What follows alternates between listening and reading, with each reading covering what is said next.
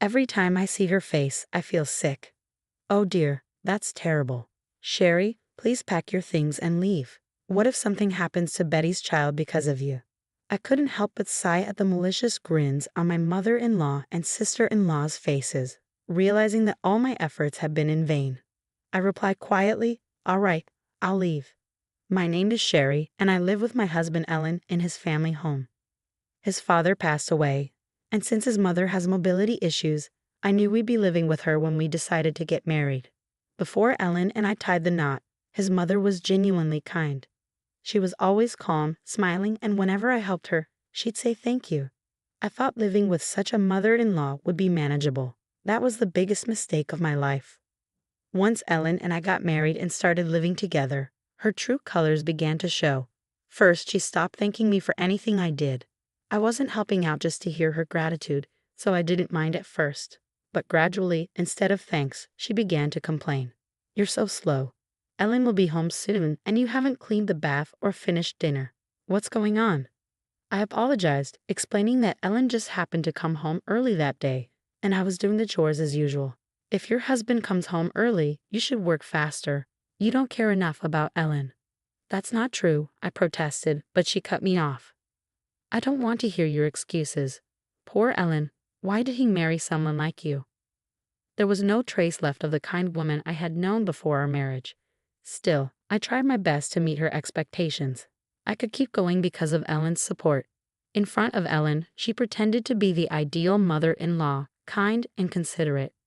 But I talked to Ellen about how she behaved when he wasn't around.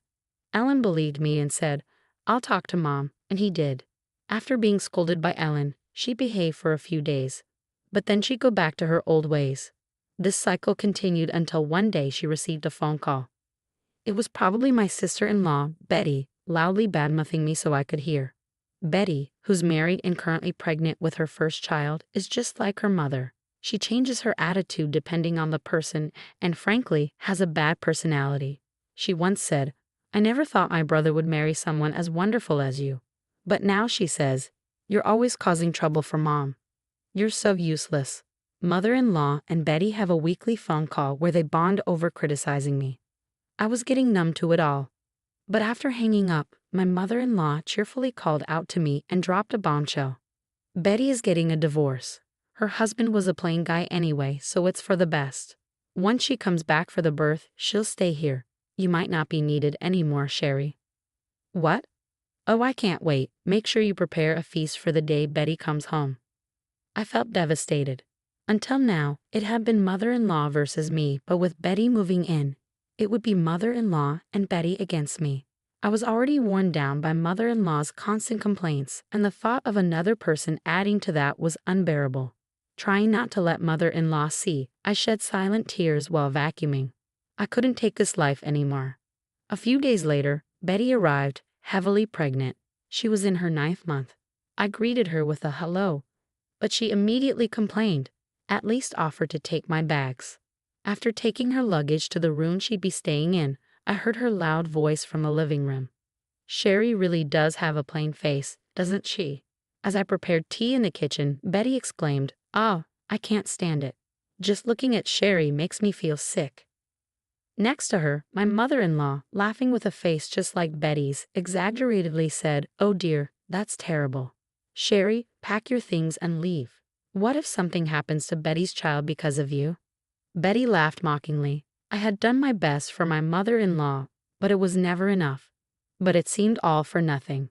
Feeling empty, I sighed and replied weakly, "All right, I'll leave." I had anticipated this outcome from the moment I heard Betty was returning. I had always known that a day would come when I'd leave this house in either anger or sadness. I quickly grabbed my already packed bags, headed to the entrance, and picked up my car keys. Perhaps not expecting me to actually leave, my mother-in-law called out from behind, "Oh, Sherry, are you really leaving? That's fine, but make sure you divorce Ellen. He deserves someone much better." "I think that's for Ellen to decide. Thank you for everything," I replied calmly and left the house.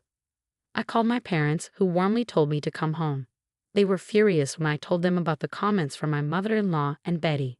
"You don't need to go back to that house," they assured me, and for the first time in a while, I genuinely smiled. That evening, the doorbell rang. When I opened the door, Ellen stood there. Welcome home, Ellen. Thanks. Living with your parents will be a bit nerve-wracking. Don't worry, you'll get used to it quickly. I guarantee it, I said, greeting Ellen with a smile and inviting him in. The first thing he did was apologize to my parents.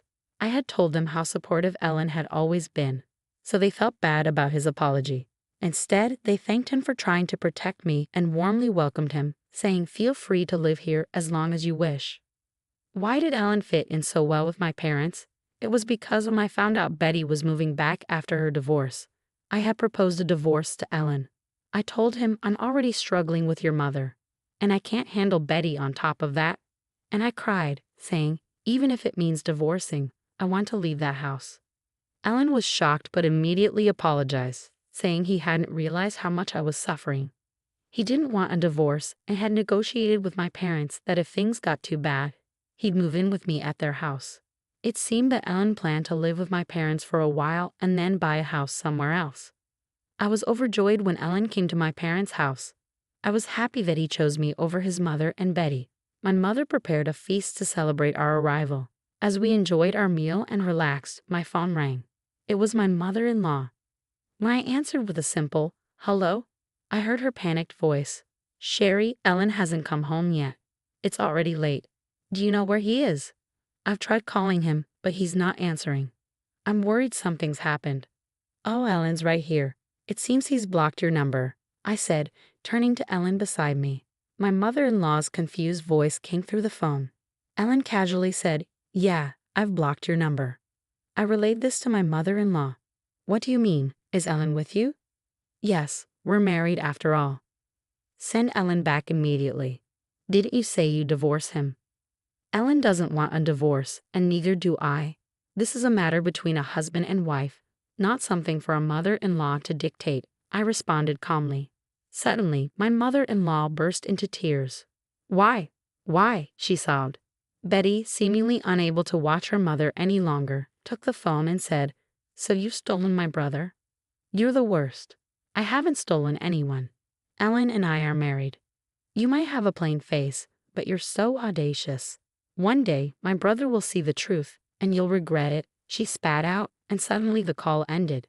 I filled Ellen in on the conversation, and both of us, in disbelief, blocked my mother-in-law's number. I also got Betty's number from Ellen and blocked it as well. With a sigh of relief from cutting ties with them, Ellen and I began searching for a new home. After visiting various properties, we found our dream home and decided to move out of my parents' house. We expressed our gratitude to my parents, who had let us stay for several months. They told us, "You can always come back," warming our hearts. One day, after settling into our new home and enjoying peaceful days, I received a call from an unfamiliar number. Considering we had just moved, I thought it might be a service provider and answered. To my surprise, an angry voice shouted, "Finally, you pick up." Confused, I asked, "Who's this?" "You've forgotten your sister-in-law." I realized it was Betty. "Oh, Betty, how did you get this number? I was sure I had blocked you." She apparently changed her number when she got a new phone. I thought I'd have to block this one too, when Betty suddenly said, "Come back right now. I just had a baby and the house is a mess. Mom doesn't do anything." Well, mother-in-law has a bad leg, so it's understandable to some extent, right? That's no excuse. I'm struggling postpartum, and she's using her leg pain to avoid doing any chores. From Betty's words, it was clear that she and mother-in-law weren't getting along. Neither of them wanted to do housework, so it was only natural that they pushed the responsibility onto each other. But that wasn't my concern. "I'm sorry to hear that, but I have no plans to return." "Why not? You haven't divorced Ellen, right? We're family. We should help each other." "It's funny you consider me family now," I chuckled. Betty shouted in frustration, but I wasn't fazed. "I won't have to see your face again. When you see me, you feel sick because of my plain face, remember? I'm truly sorry, but if I came back to help, he'd just feel worse. Besides, mother-in-law didn't want to live with me either. It's okay if you don't consider me family. I might not have lived with you, but I never badmouthed you like Mom did. I know you and mother-in-law used to talk about me on the phone. She would purposely put it on speaker so I could hear. I heard everything you said about me." Betty seemed to be searching for an excuse, but I told her I wasn't coming back and hung up. I immediately blocked her new number and resumed tidying up. That evening, a tired-looking Ellen came home and said, "Betty called me today." She changed her number. It seemed Betty had called Ellen in tears. The relationship between mother-in-law and Betty was at its worst, with constant fights whenever they met. They even argued over household chores, sometimes throwing objects at each other. When Ellen, concerned about the newborn, asked about the child, Betty broke down crying. Shockingly, her child had been taken away by her ex-husband. He had pleaded with Betty, saying he desperately wanted to see the baby. In response, Betty had retorted, "What do you want to see the child for? You're just a nuisance." Hearing this, her ex-husband declared he couldn't trust Betty with the child and took the baby away. In a fit of anger, Betty had said, "Then you raise the child." Now regretting her words, she was embroiled in a custody battle. Meanwhile, mother-in-law's leg condition had worsened, and she had been advised to use a wheelchair, but there was no way Betty would care for her. Mother-in-law managed with a cane at home, but the day when she'd need to move to a facility she despised seemed imminent.